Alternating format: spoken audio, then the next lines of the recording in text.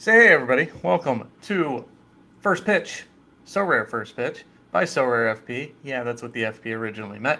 Game week 23, getting ready for this weekend slate. Um, I see there are 13 of y'all in the chat already. What's up? Welcome, welcome, welcome. Thank you for joining me.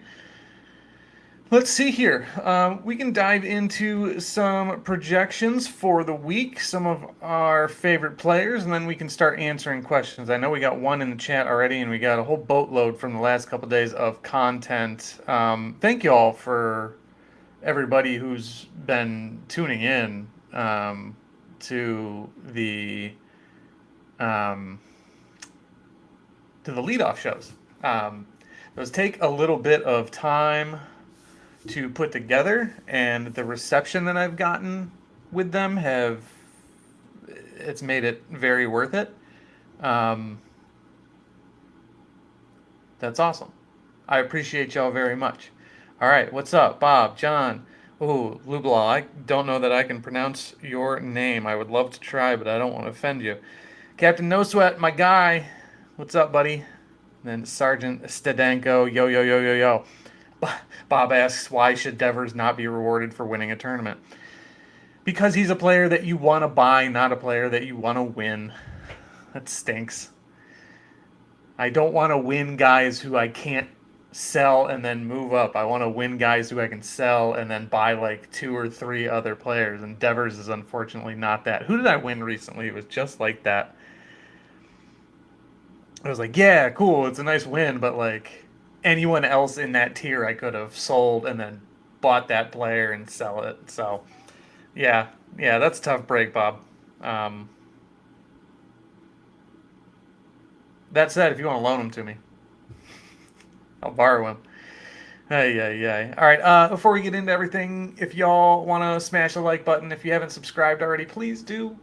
We'd love to see you around more. We got the daily recaps. Giacomo says, I think we can all agree the daily recaps have been unreal. Thank you so much.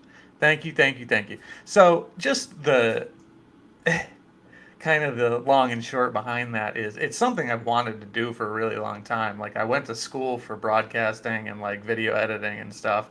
And I was working a different job, and I actually had lost my job recently, which has afforded me a ton of time, luckily. So I've been able to dedicate it to this, and I'm all right financially and whatever.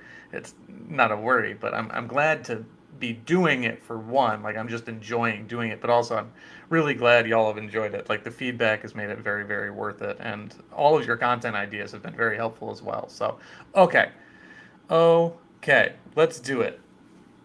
Oy. Okay, gonna do one more run through the chat. Lucas asked between Bregman, Riley, and Young, who would I pick? I will get to that in a second. Bob, yeah, getting the bobblehead. At least you got that, and you know that trip, and you know the $1,000 or whatever that comes with winning Unique Pro. Joseph says got fourth in limited All Star. Estevez choked her. I would have gotten third for that tier one. I feel you, brother.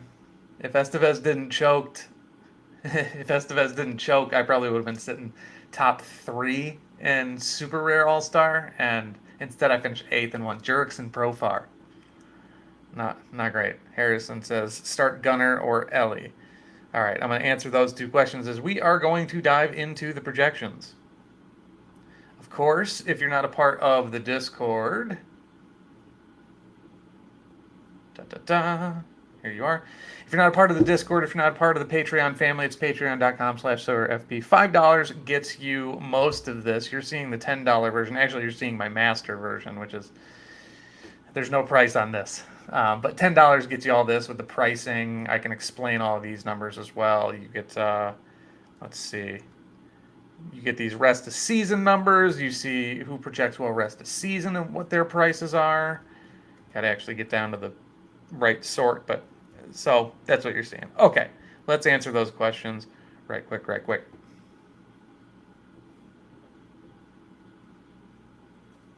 There's no money for winning Unique All-Star?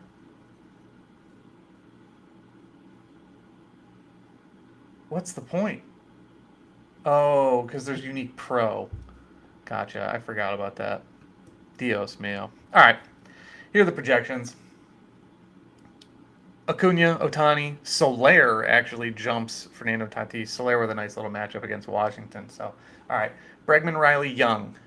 Who's the first one who comes up here? Here's Riley. I mean, you got 3 games against a pretty rough Colorado team. Bregman right here below, and then Young. I don't see Young yet, so I think it's definitely down to those two. If you can stack Riley, especially. Who do the Astros play again? Is that the Nationals? I don't have my picture chart pulled up. One of y'all probably can answer me. Oh, Cincy. Who's Cincy got? Who's throwing? Abbott, Green, Weaver.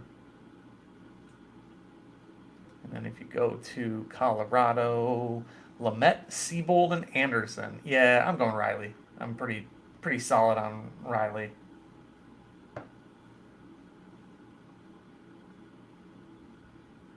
Oh, Bob, I disagree. I'll make you feel a little better about Devers. You say he's only barely in the top 8. I'm pretty sure he's like third. All right, if Acuna has DH eligibility, all right, maybe I'm wrong. Fifth rest of the season, but the problem is this.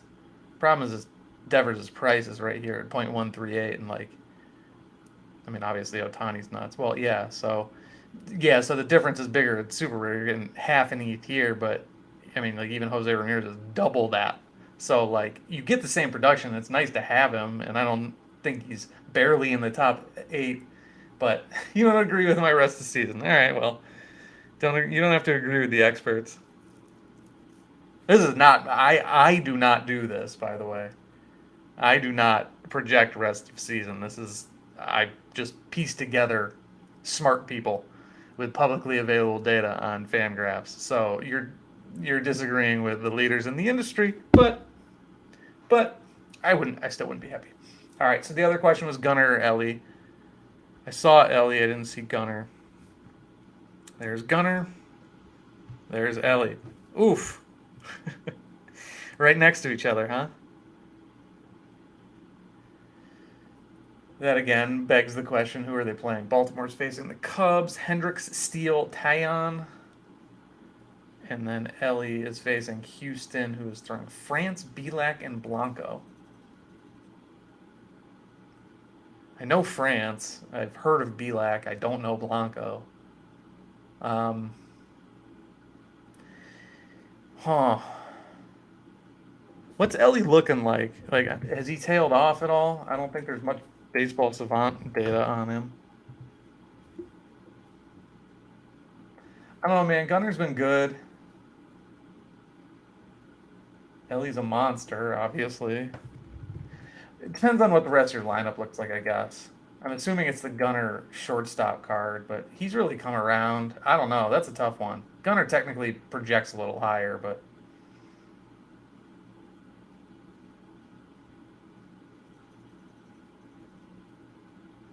so I'm gonna say Gunner just because he projects a little bit higher, but that's a true toss up.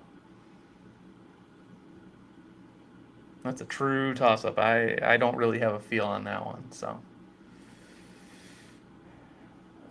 Kaylan, Webb or Peralta. I know I'm throwing Peralta despite him pitching on Sunday, which is always a fun little risk. Webb's got the Dodgers on Sunday as well. I would go with the strikeout guy, and I think Pittsburgh's better. I would go Peralta. I don't worry about runs. I don't think about pitchers giving up runs a ton if they're big strikeout guys. And I know Webb's fine, but I like Peralta. Tovar and Varsho, Tier 1 rares, keep or sell. Let's go back to the rest of season. Varsho, I assume, is just outfield eligible. I don't know if he's playing.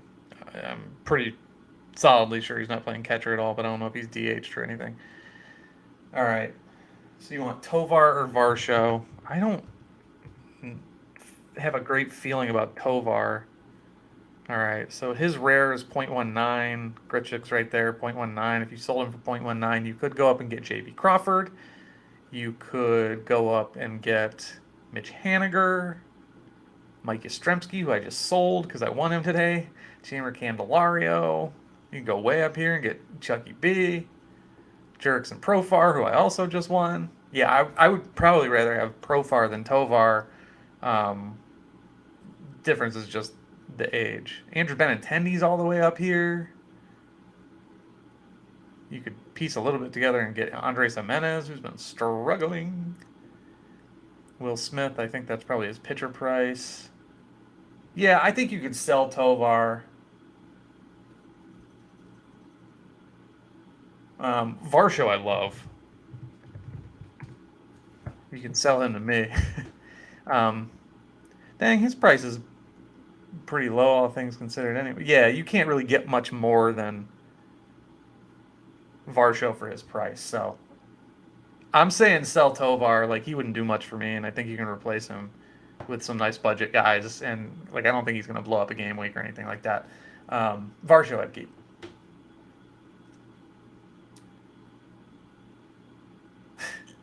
Bob scoring count, strikeouts, triple. Yes, I know. Yes, I know this. You have Vlad in there, but like, I've been riding that Vlad train, and it has not been very fun. Like, long term, yeah, I'd rather have Vlad, but he ain't been doing much. Vlad's got 9 homers. I need him to get off his behind. Thoughts on Ellie? Joseph, I obviously love Ellie De La Cruz, but without any sort of sample size on a guy like that, like, you're just buying hype. Like, you're going to pay hand over fist. Is that the saying? You're going to pay hand over fist for what you'll actually get out of him. Like, yes, he's 21. Yes, over the course of his career, he could be incredible. He could be the best player ever. He's got those type of tools. But at 0.145 for his rare currently, you could buy Jose Ramirez and something else. You could buy Rafael Devers. You could buy Kyle Tucker and something else. You could buy Matt Olson and something else. You could buy Marcus Semien and a lot more. So, I mean, those scores are fantastic and fun, and he's probably going to do more of that, but he's faced bad teams in the last 6. Yeah, I don't. He's a buy. I'd love to have him, but I wouldn't buy him in the same way like Shohei Ohtani. Every time I talk about Shohei Ohtani, I'm like, sell him. Just sell him. Look at the difference in his price versus production. Just sell him. The fact that Acuna might be going for more is hilarious. Maybe I should sell my Acuna.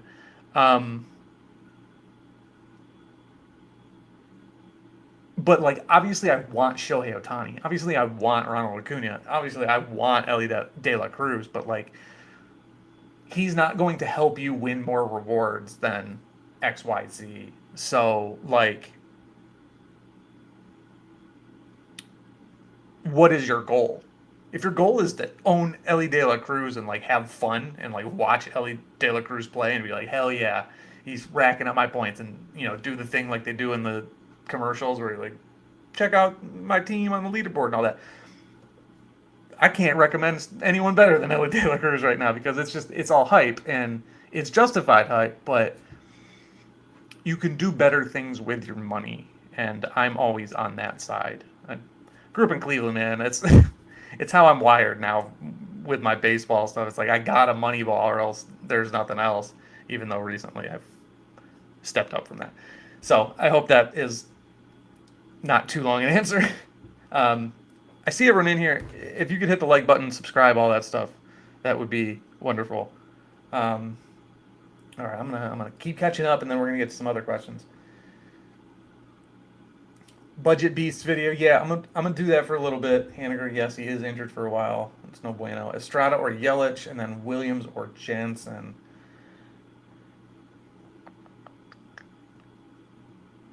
I think both Kenley and Devin are rested. Yeah. Kenley's got a lot of rest. And then Dev, I'm pretty sure, is always rested because they never throw him. Blue is. Oh, yeah, that's right. He got blown up the other day. And Milwaukee's got Pittsburgh. And Boston has the Yankees. I'm going Devin. Against my better judgment, I'm going Devin. Buy Ellie to impress the ladies. Yes. Yes. Exactly. You want to see my NFTs? That pickup line has never failed for me because I've never used it. My wife is oddly supportive of this venture. I just talk about my NFTs all day, and she's just nice about it. God bless her. She's the best. All right, Estrada, Yelich by a lot. That's right. Yeah, I mean, Yelich keeps projecting well. Thank you guys for hitting the like button, by the way. I see that number going up. Yelich keeps projecting well. Estrada's never going to project well because he's constantly outperforming his metrics. And that's a guy where you're just like, he's hot. I'm going to plug him in. And, like, at this point,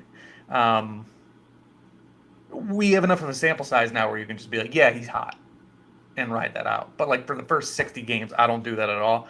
Now, like, with Estrada, it's like, yeah, he's going to score well because he just does sometimes. And Yelich projects well, and he just doesn't a lot of times. So I'm going to say Yelich. I'm going to give you the boring answer and just be like, he projects better. I like the matchup, too. Giants are playing Whomst? Dodgers. I literally just looked at that.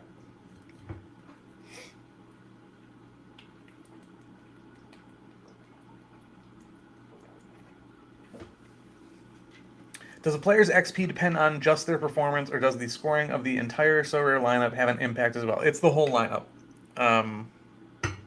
This was much debated for a long time, but like, you do actually want to put your favorite players in good training lineups if you're not playing them, and the overall lineup determines the XP, and then that boosts the level and the bonus and everything like that. That's a good question though, because it's very confusing. I'll show you my Ellie if you show me yours. Put that on the wall of fame. If I could have a wall of quotes for this show, I think that would be number one. That would be first on the team sheet, as it were. Kudos. Sargent, Stadenko, and Ida get the gold stars for the day. All right, I'm going to answer some old school questions for the people who've been asking them on the show. Best AL reliever that's not super expensive. Oh, you got me with AL because my NL answer was ready. It's still Vol. God, these guys are all. So Romano's pretty cheap. Alex Lang, I've been talking about him a while. I think he's a good investment. At the rare level, Lang and Seawald. At the limited level, yeah, I would just get Romano.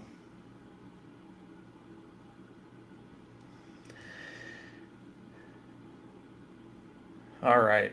I'm not going to get to answer new questions. Y'all got them coming in hot. That's what happens when you got all these dedicated viewers now. All right. Lucas, I just answered yours. Nick asks, how would you value a top tier player like Jordan that's hurt? The same. I don't know how to answer that terribly well because generally what happens is you get a few panic sells and then there's none on the market because, yeah, like currently he's going for 0.25 ETH, so like $425 for his rare, and I'm assuming there's none on the market. Or sorry, there are those on the market, but like, yeah, he's going higher than he has since 2 months ago. Because a lot of people have that thought, and unless you buy as soon as he gets hurt, and or like as soon as people start panic listing, then it's tough to really get deals on that. So like, let's see. So Alvarez is down here on my rest of season. So that's what, 20th score rest of season. That looks about right with the time that he's going to miss, but this will adjust. This number will adjust, and it'll probably drop lower because I think he's going to miss more time than he was originally thought to miss. So I use the projections, man. I do not use anything anecdotal, really. I look at the projections and I'm like, all right, this is what he projects for, then fine. But like he's 25, so it's great to have him long term. Taiwan Walker or Brian Bayo. Man, if only. I'm not gonna say it. All right, there's Bayo at 17.63. Taiwan Walker is just ahead, 20.05. Let me double check. So for Philly, oh, he's got Oakland though. So I don't think his projections are only going to adjust some stuff so much. And when I see two guys close in projection like Taiwan Walker and Brian Bayo against the Yankees, I'm going with the guy who's facing the A's. Like, Taiwan Walker can blow up, but he's got the A's, so like, I think you're good. The A's are going to do more work for you than Taiwan Walker is going to do. Got my Guardians pretty high this week. Do I? Might play Andres Jimenez over Wander Franco. I'm going to advise against that. I'm going to say no. Yeah, Darvish, Snell, and Musgrove. Maybe you don't want to face those guys, but Arizona's got Gallen. Game 1. Don't love that. And then a lefty, which Jimenez does not do well against. And then Zach Davies, who is pretty mid. Yeah, I don't know about that one. I don't know why.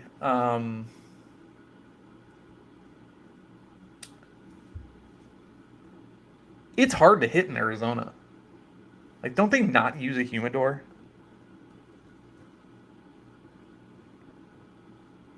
Let's see. Diamondbacks. Wow. Okay. Yeah, it's hard to hit homers, but like your general projections go up. I'm looking at the park factor here.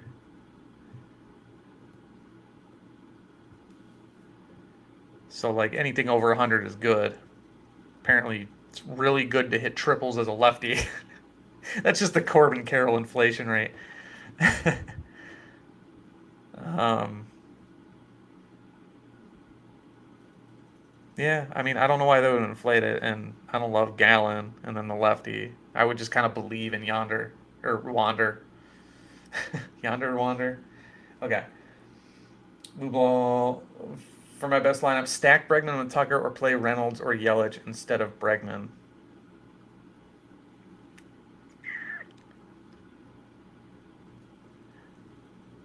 How do they project? I know I'm playing a lot of Reynolds. Like, are they close? Yeah, like they're close.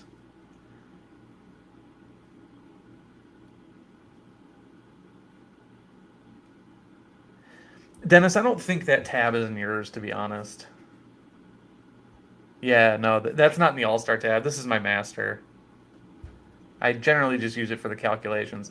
You can access though. It's on Fangraphs if you go under Guts.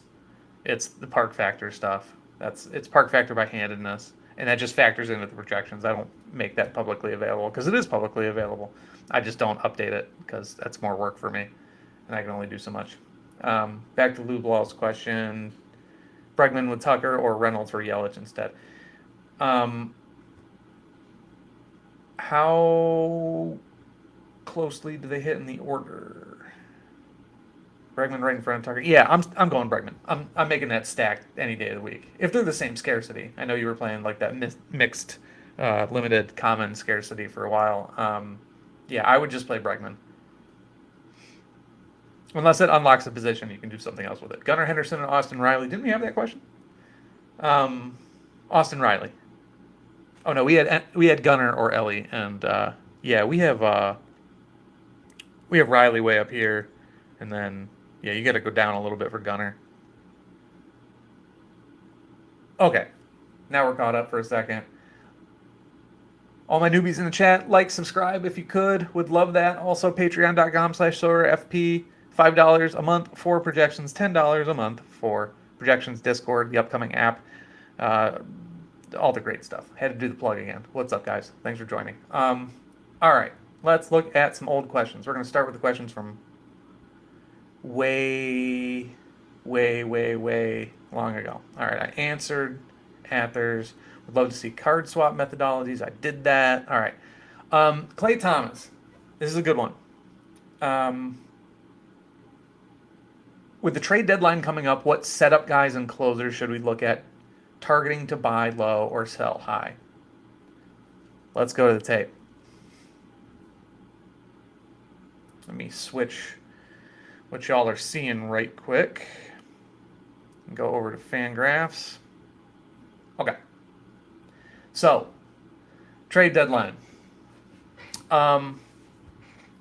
Generally, what happens with relievers and closers is relievers, like high leverage relievers on bad teams, get traded to good teams and end up becoming setup men because the good teams already have good relievers. So most of the time when there's a trade of a reliever, it hurts them. Most of the time.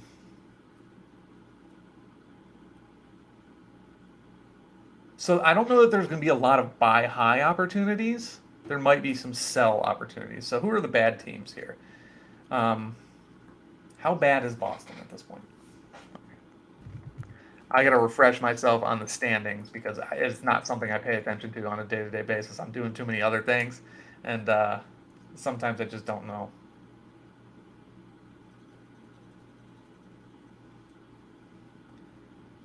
All right, so Boston's in the cellar. 14 games back. They're not out of wild card by any stretch, though. Yeah, they're only 5 games back of the wild card. So Kenley could get sold. You know, he's not young, and if they're turning the roster over, then I could see that happening. Plus, they got, you know, some other young guys in here. I know they like Winkowski. Chris Martin got a save recently. But the Yankees need pitching, relief pitching. They're 9.5 games back, but they're fully entrenched in the wild cards. So I see them being a buyer and buying one of the guys that we're going to talk about. Pete Fairbanks is fantastic. Good team. All these guys are going to get bumped eventually by Liam Hendricks for Chicago. I don't see anyone getting traded from Cleveland. Alex Lang could easily get traded to a better team, but at his price, I'd rather have the playoff equity.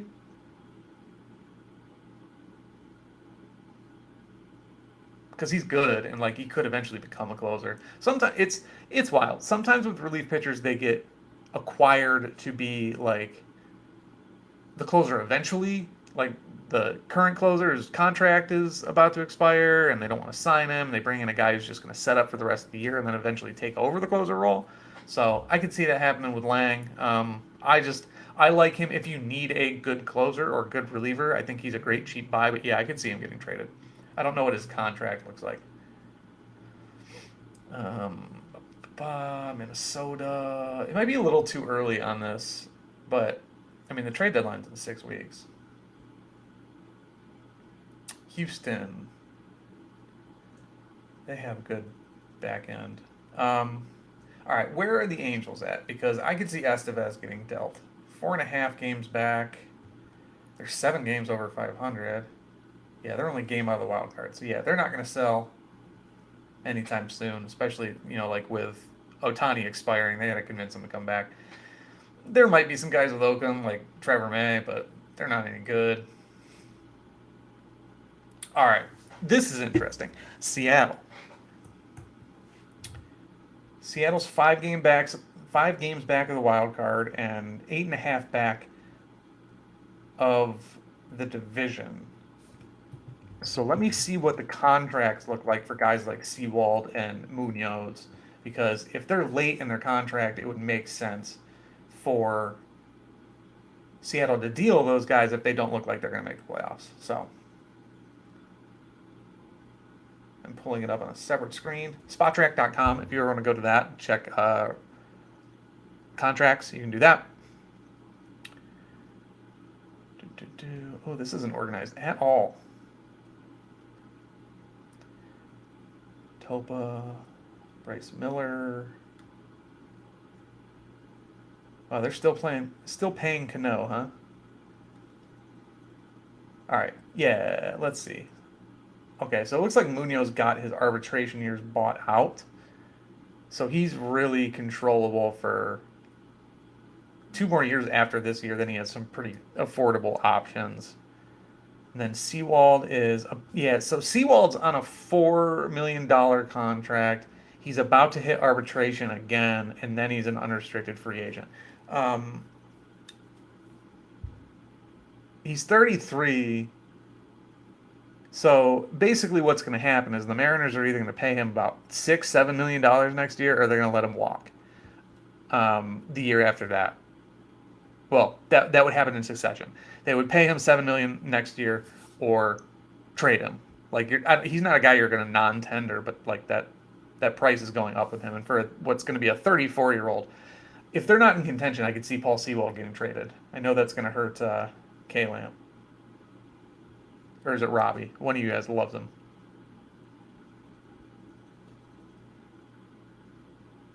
Good call on Paxton, by the way. Yes. Paxton is definitely a sell high for them. I'm just looking at relievers, but absolutely, yes.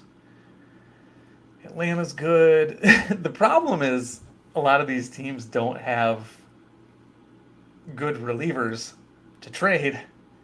Miami's been good, so like I don't think they're going to trade Tanner Scott. If the Mets don't recover, I could see old head David Robertson being traded, Ottavino. I got to check their salaries too.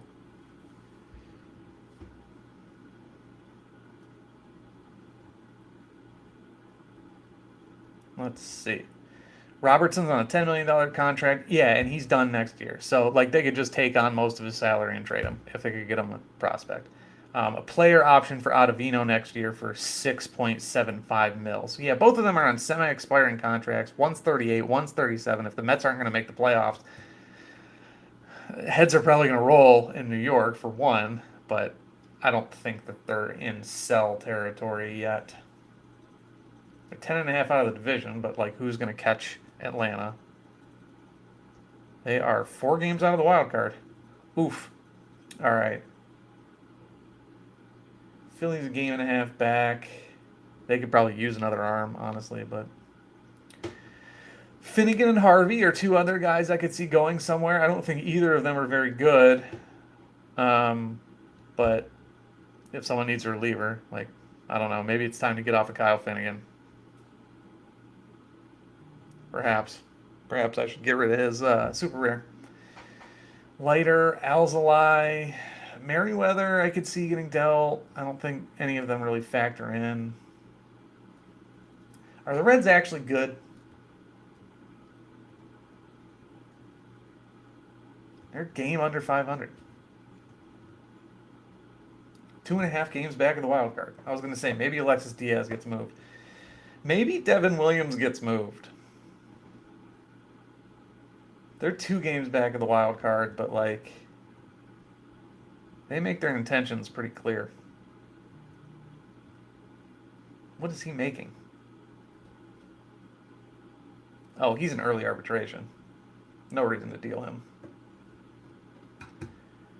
David Bednar is definitely a guy who I think is going to get traded. He's very good. He would be my number 1 guy while doing this. Is Bednar. I can see Gallegos being dealt as well, but again, both of their stocks are going to drop. Less so Bednar. Arizona's good. No one here for Colorado is good. These guys are all young. San Diego's fine. San Francisco's fine. Right? San Fran? Yeah, they're in a wild card spot, and Doval's really good. So, yeah, that's my answer. I think Bednar is the main one. Okay. That's that. What's next? Adames, Melendez, or Abreu?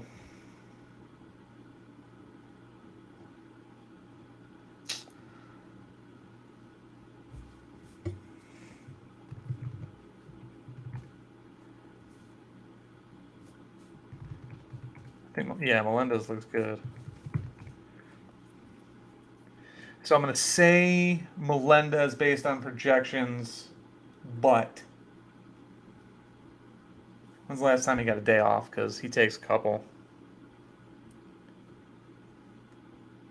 Never mind, he hasn't taken a day off since May 15th. It's been over a month. He's played every game in the outfield. Yeah, Melendez.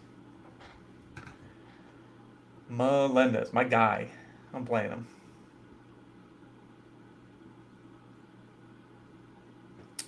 That's true, K-Lamp. D-backs might be the biggest buyer, and that would be stepping right in the closer. Yeah. I would hope that it wouldn't be a situation where teams in the NL don't want to deal within the NL. I think it's generally a division thing where that happens, but yeah. Yeah, Chafin and Miguel Castro are fine pitchers. They're just definitely relievers.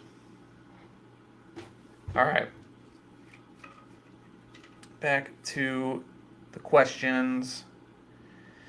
What do I think of teams like the Padres or Cardinals as buy low opportunities? Have their players drop much in price? Do they project better rest of the season? I would need to look into that specifically. I doubt the Padres, like maybe Manny Machado. Like Machado definitely is going to project well rest of the season because he's got a longer track record and he's starting to actually hit the ball. I will check his. It's kind of a player to player basis. Let's see. Machado dropped off in April price wise and then held strong, and now he's kind of recovered. His rares are still dropping though, so it might be a good time to buy a rare like our boy Doc Screw did. He bought low on Manny Machado. I think that's probably a good idea.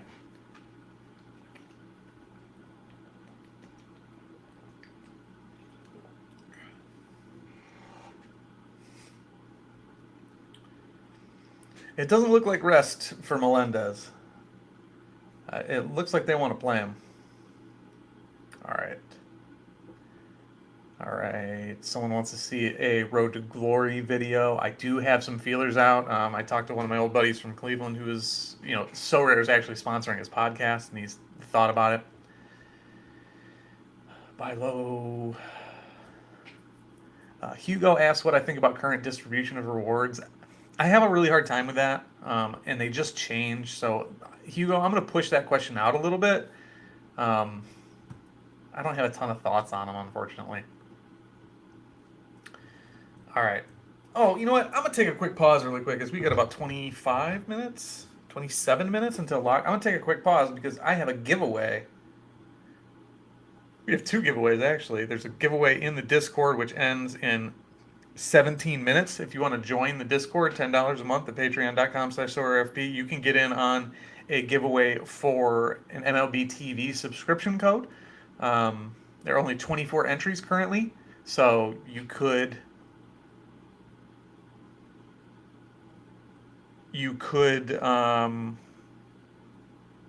get in on that and have, I don't want to, what is it, 0.04? Yeah, 0.04%, 4% chance. I'm the math guy. But we did have a giveaway, and we do have a winner.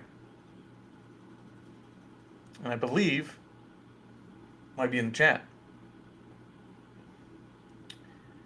Drum roll. Bingo. John Riley, a long-time subscriber, a long-time viewer, a long-time question asker. He got in on the triple entry, and he won because of it. His second entry actually was what won on the wheel. So John, you left me your if you're here, you left me your Sorare name in the chat. So I will fire off that Aaron Savali too. Actually, I'm gonna do it. I'm gonna do it right now because we got a lot coming up, and maybe you want to use them. So I am going to do that. Rockin' Riley's. That's sick. We're gonna.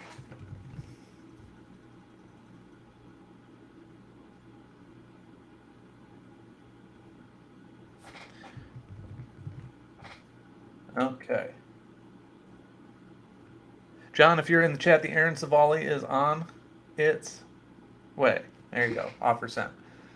Congratulations, buddy. Thanks for, yeah, you are in the chat. All right, cool. Thanks for all your questions all the time. Thanks for your engagement. I'm glad it has rewarded you in this way. You're the best. Thanks for tuning in. All right, back to the questions. Ather's left me a lot of ideas.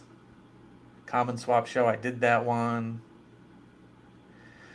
All right, SD Brez asks, do you make most of your buy-sell decisions based on the Baseball Savant data you mentioned in the videos? Is there anything else that goes into the ratings? I don't know what you mean by ratings, unless you mean buy, sell, hold, that whole thing. Yes, there is more. It's those rest of season projections that I talked about earlier in the year. That's generally how I buy. I don't like to buy for one game week, even though I very much want to. I have some ETH in my pocket that I want to spend. Let's see, who could I buy with what I have?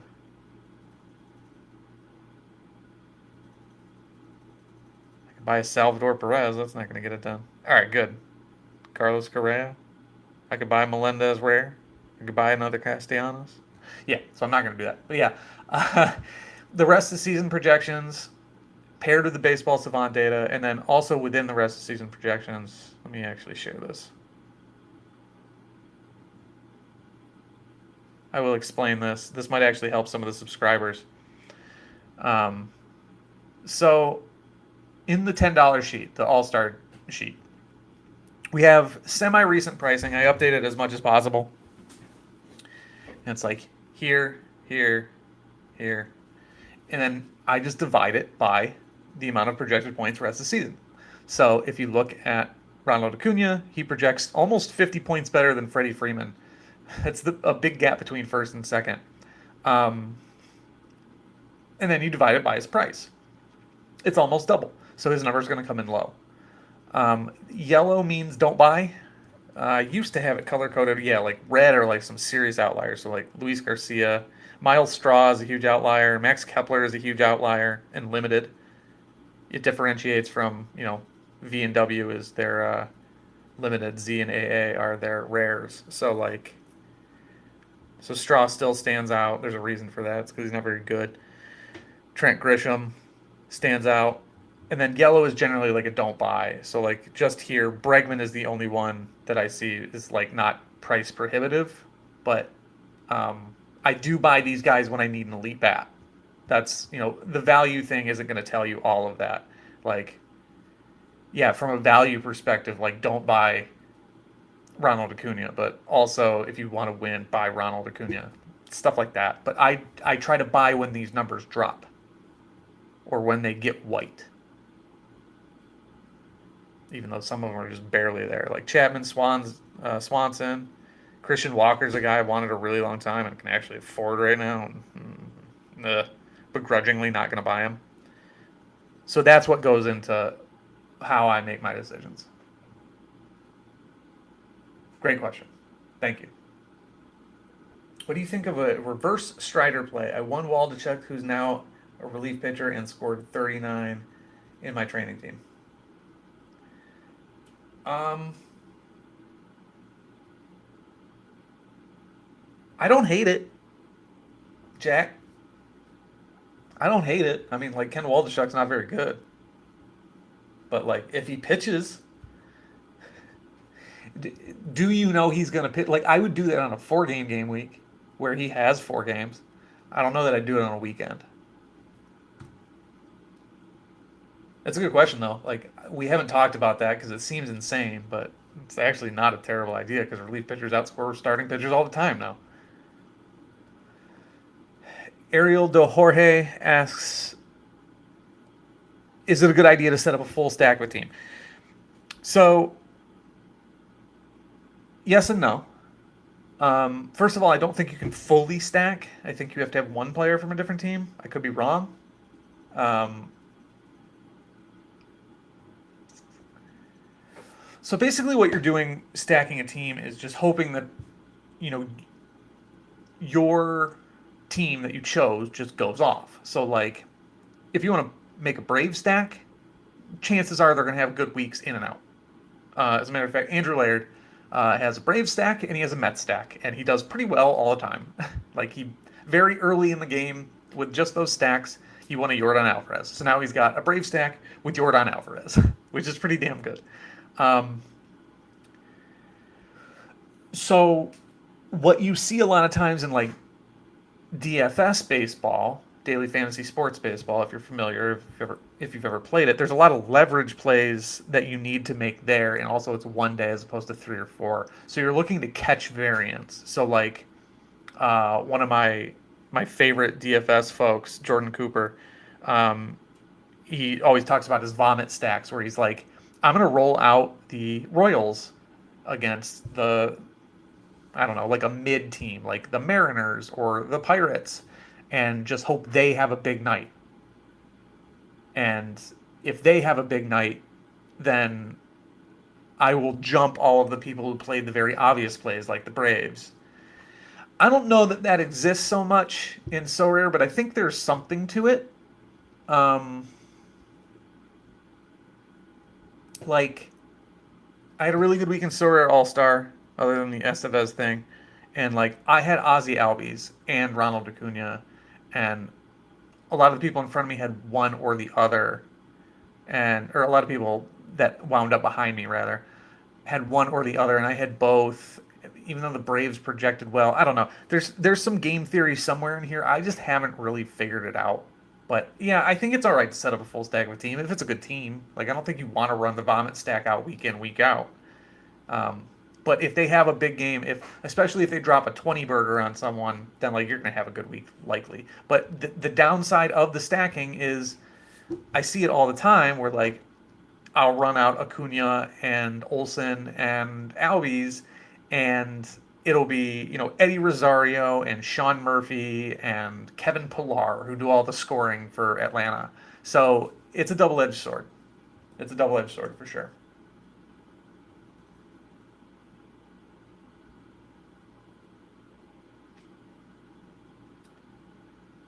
Best rare pitcher under $20 for both short and long term. Okay, I do not have rare pricing in my sheet, or sorry, I don't have dollar amount pricing in my sheet. Under $20, now that's going to be like 0.015. Ooh boy, we're going to the depths here. All right, that's wrong. Oh, we're looking at hitters. My bad. All right.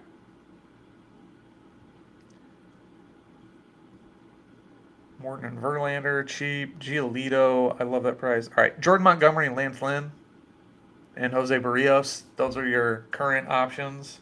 Michaelis is older. Cobb is older. Cortez. Singer long term. Flaherty long term. I like. Josiah Gray long term.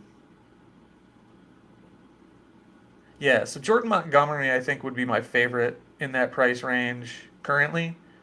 And then I think I would say Brady Singer or Jack Flaherty long term. I like Josiah Gray.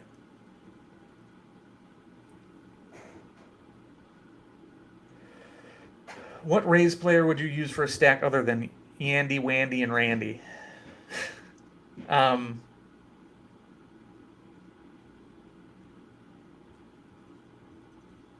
really quick before I get to that, yeah, Ida is dropping truth bombs in the chat here.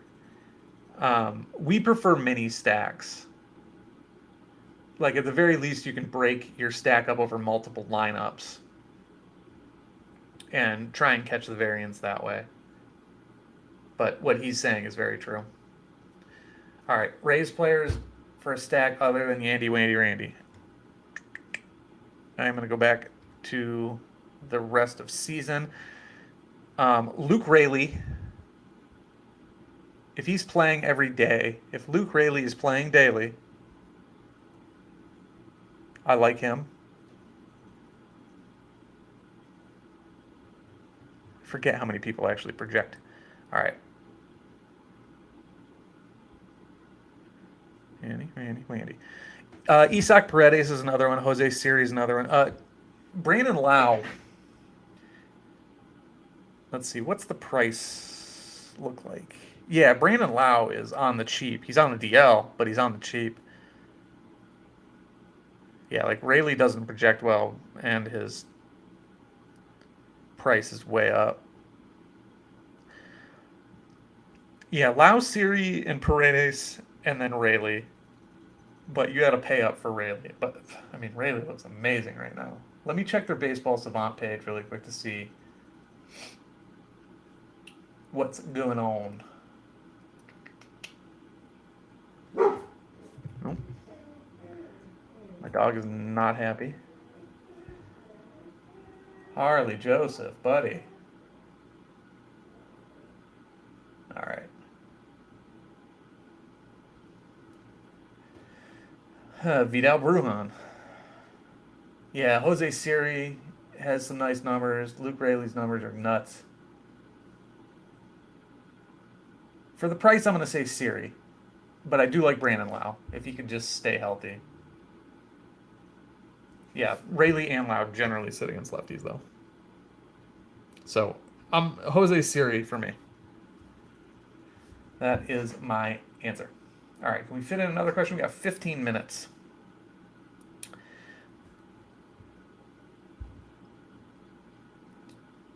Another great one from SD Brass. Oh, I'm trying to work through these, but he asked another question. Budget build video. Oh, yeah. Joey Fingers asked a really good question, and I wanted to make sure to touch on it. I think he might be in the chat somewhere. Joey, did I see you in here, buddy? Yeah, I did. Freeman versus Vlad. You're going to do that to me, huh, Ida?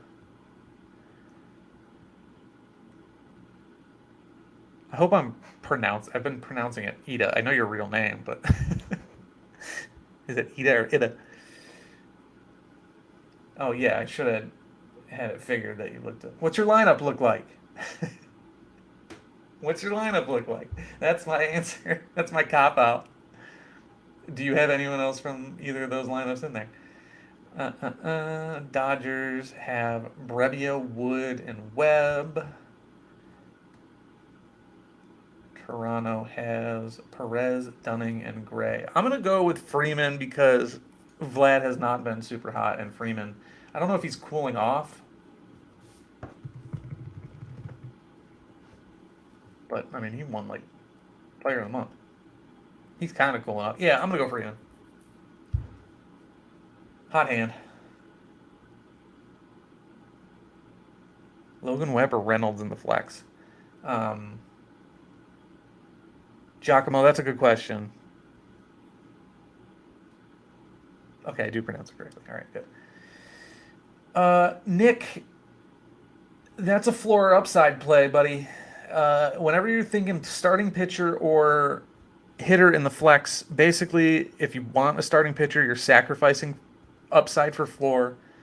It also depends on what contest you're in, and it depends what part of the week it's in. If it's a 4-day week and your guy could play 4 days, your hitter could play 4 days, I want the hitter. If it's now like the AL/NL rare contest where they've squashed down rewards and you can't use limiteds, oh, did I say someone else? Yeah, Brian Reynolds is who I thought. But like right now in AL/NL, there's gonna be a lot of people with worse off lineups because a lot of teams that were winning AL/NL, they're not their lineups aren't as good now that they can't use limited. So like if you use a pitcher there and he just has an okay outing, like I can't guarantee you that Brian Reynolds is gonna score 25. I can't guarantee you that he's not gonna score 82. And I can guarantee you that Logan Webb isn't. But yeah, Webb against the Dodgers, I'm not crazy about. Reynolds projects really well, relatively well. I don't know. It depends on those other things. Yeah, I would say Reynolds because he's a top tier hitter, but that's tough. John, you did ask the top 5 stats I use when researching players. I can answer that very quickly. Baseball Savant. I mean, so year long projection is one. X-WOBA, max exit velocity, barrel rate and hard hit rate are the same for me. Those are the three I mainly use for hitters. How often they play? Do they sit against lefty righty? I mean, that's 6 things. They're not necessarily stats, but I look at xWOBA, max exit velocity, hard hit and barrel rate, and then I also do look at X slug quite a bit, and then I do look at K rate and walk rate as well. But those are kind of peripheral. Like I'll take Joey Gallo. I don't care. I'm not like Bob. I'll take strikeouts. I hope that my XP mitigates the strikeouts and just pray that they do enough elsewhere. I'm not a big proponent of like your Steven Kwans, even though he's pretty good.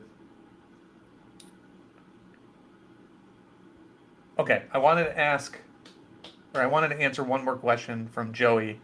This is a very good question. And then I'm going to have still so many more to answer. But I will prioritize any lineup questions in the next 8 minutes. So,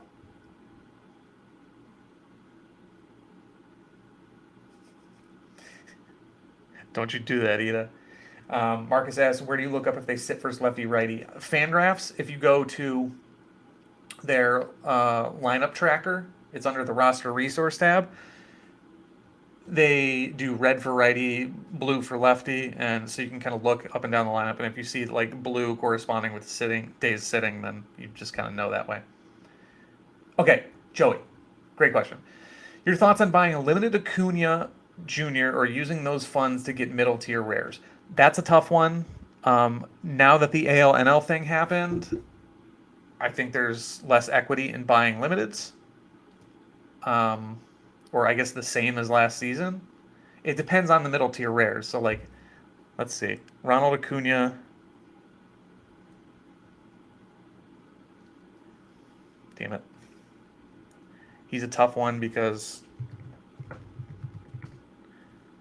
Okay, yeah, okay, so 0.1, great.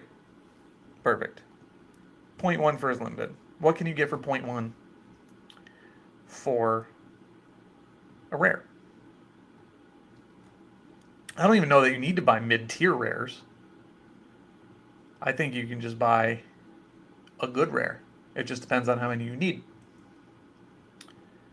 This is not the question I wanted to answer, by the way. It's a good question, but so like for 0.1, you can get Paul Goldschmidt. You can get Kyle Schwarber. You can get 2 Kyle Schwarbers. You can get Kyle Schwarber and Alex Bregman.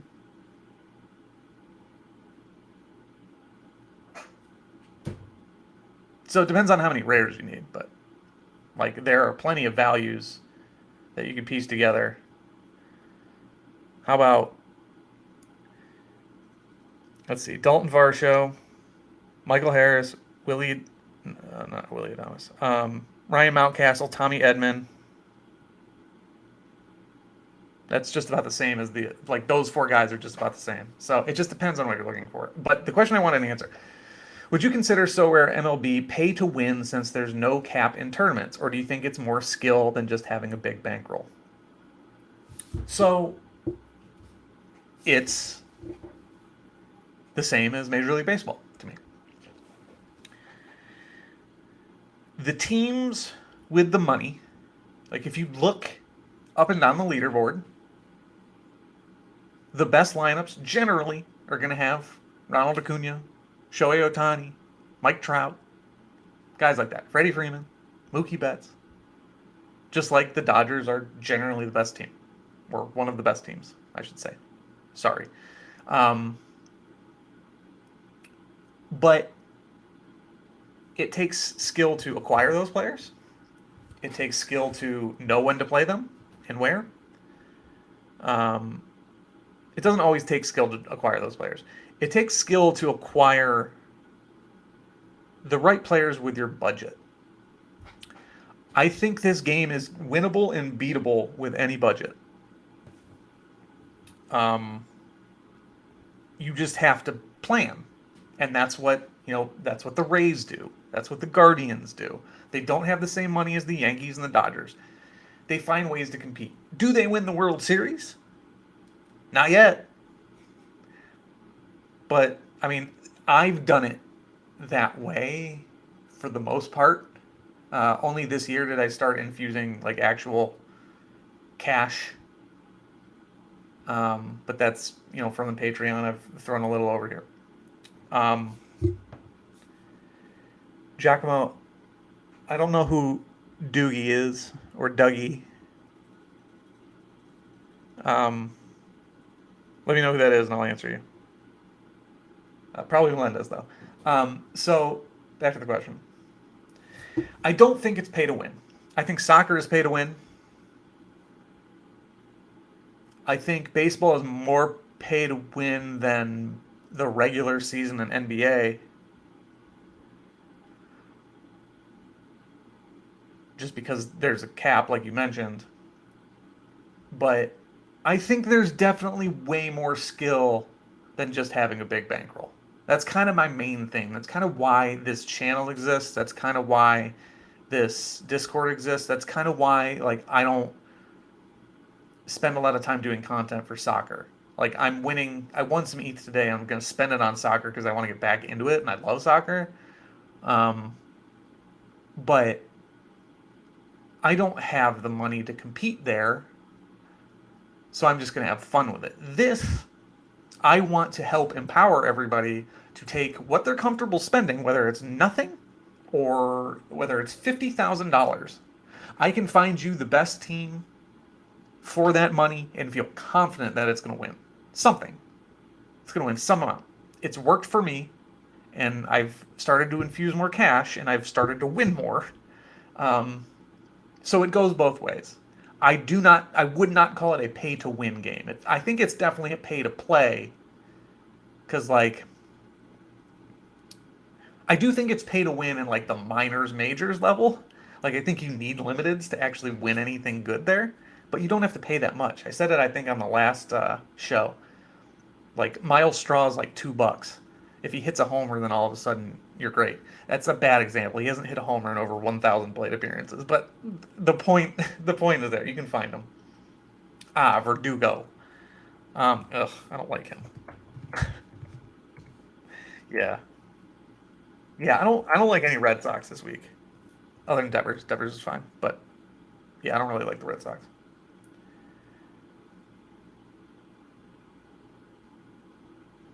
Vomit stack should be considered in Sorare as much as DFS because the contests are free to enter. You don't lose anything for entering. That's true. You have to buy the vomit stack, and whether or not the return over the long term is good is something else entirely. But yeah, true. Um, yeah. So yeah, that it's a great question. It's a really good question because, like, soccer, it's bad. Not the product. I love the product, but it is pay to win. Like, I think if you disagree with that, you're wrong. I would need, Keith or Laird to come in here and disagree with me, and I don't think they would. Um, but I don't think MLB is.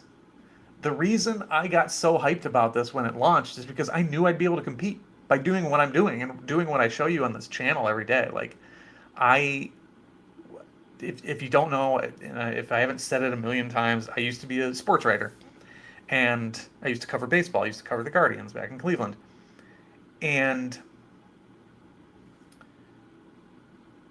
I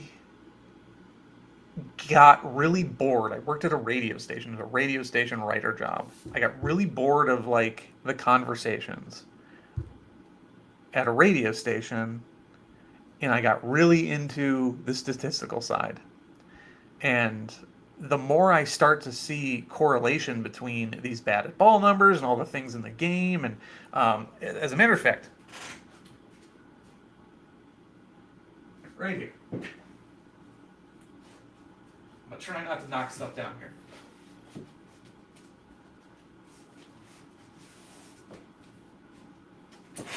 I got two books for you.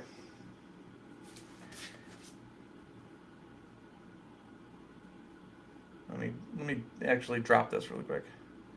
Oh, Shindro, I don't know that I can answer that because I don't know what the cap looks like. All right, two books for you.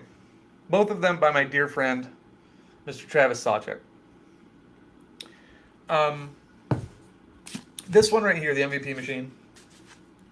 Travis Sawchuk, Ben Lindbergh. I have it behind me because I recommend it.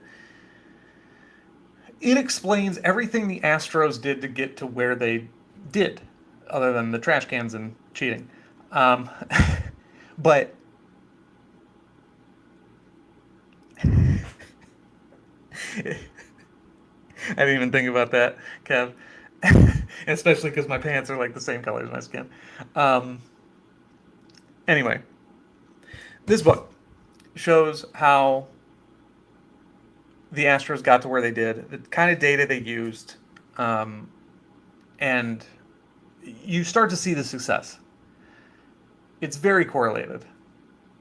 And teams without big budgets, I know Houston's got a bigger budget than some small market teams, but they can find ways to win and find ways to be competitive. Like this Guardians team from last year, like shouldn't have had a great time. Like they shouldn't have been nearly as good as they were, and like there's a reason they get there. There's a reason that success happens, and it's because of the stuff that I look at. It's you can win the same way in this game, and that's why I love it. There's a reason I am so obsessed with this game, and there's a reason I get on here and do this all of the time and spend so much time and spend 3 hours talking about it. Sorry, spend 3 hours like editing videos and stuff. It's just it's where my passion is, and I know I can do it, and I know I can win, and I know I can help people. So not to make this about me, that's not what I'm trying to do. I'm just saying like I'm pretty good at it. I'm not trying to toot my own horn, but like I've spent enough time looking at this to like know what should work, and I know that money works. Having money works. Having better players definitely works. But I've had success with both sides of it, and it can be frustrating because there's so much variance, but that's what makes it beautiful. Like the margins are so thin, and the variance is so big that like you can just luck box into something. I've never won a contest. I've come in second. I came in second place in Super Rare and Super Rare Pro in back-to-back weeks. Still have not won a contest, but like I can churn rewards, and I've been doing that. And it's with this information, and I don't know. That's kind of a long-winded answer, but I don't think it's pay to win. I don't.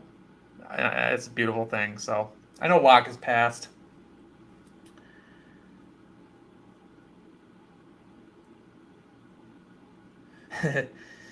Yeah, Nick, it was a pretty sick job. It paid like poverty level wages, so don't. My wife didn't have to twist my arm to move and leave that job. Um, when you draft players for every turn, every player has a cap. So yeah, you can't draft every. Yeah. No, I know how it works. I just can't do it anymore, so I don't know what everyone's cap is currently. I would love to help you, and as a matter of fact, like I know one of my buddies is getting on board, and we're gonna set up his common team and figure out the cap. So maybe I should just live stream that. But we are planning on doing like a road to glory situation where we start someone's team and keep it rolling. So I will know better what the cap is soon, but I just don't right now. So Lincoln, thanks for the shout out. I can't believe you won an Ellie. That's sick. Gaussman rules. Bobby, you won a Bobby Miller rare? I didn't see that. Damn, I'm jealous. He's good. He's like one of my favorite of these rookie this rookie pitcher class. It's like pretty good. So, Hunter, what's up, buddy? I didn't know you were floating around in here. Good luck, brother. All right, we're past lock, are we not? Yes, we are. Oh, someone wanted to see my teams. I'll show you my teams. I know I was just talking about Moneyball in it, and then I'm going to show you my super rare all star team and my rare pro team, and you're going to be like, you're a hypocrite. But I won a lot of these guys. All right. So, yeah, like I targeted Morton and Reynolds and Melendez and Kepler, and Steer was just a warm body that I bought before the season to try and make sure I could fill out both of these lineups. I bought Acuna when he was cheap, thank God. Um, so yeah, I'm hoping for the Phillies against the A's. Love that. Acuna's Acuna. Don't feel great about that. And then Reynolds was he was my best super rare to round out the lineup. More Phillies, more Braves. Jose Ramirez rules. He projected well. It's kind of a throwaway after my AL NL. Oh my god, I thought maybe I didn't fill them out. They like weren't there. AL riding the Nolan Jones trade. I bought him last year when he got sent down to the minors. I bought him for really cheap, and I'm really glad I did. Little Jays stack, hoping to catch lightning in a bottle. Sandlot guys are just my tossaways. Here's my common team. I picked Trey Turner over Mookie Betts this week. I'm sure that won't come back to haunt me. Yeah, and then limiteds. Yeah, I don't know what to say about my teams, but there they are. Someone asked. So. NBA fans don't have any clue about MLB with the Caps. It's even harder for me. Thanks to me. Of course, man.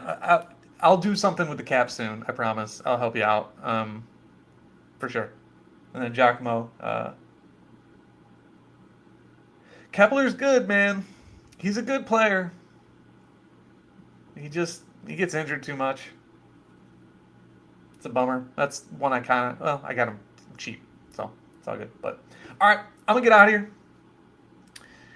If y'all have any questions, feel free to drop them on another video. If you drop them in this chat, I don't know that I'll see them once I log off. But yeah, if you're still here and you haven't joined the Patreon, $5 for the projections, $10 for projections, the Discord. Someone asked about an estimate on the app. We have moved it back a little bit. We're looking like All-Star Game-ish, maybe mid-July. I know that's a bummer, but there's a lot that goes into it, and I am not a programmer, so I am relying on one of our members who is absolutely kicking ass, and the amount that he has done, I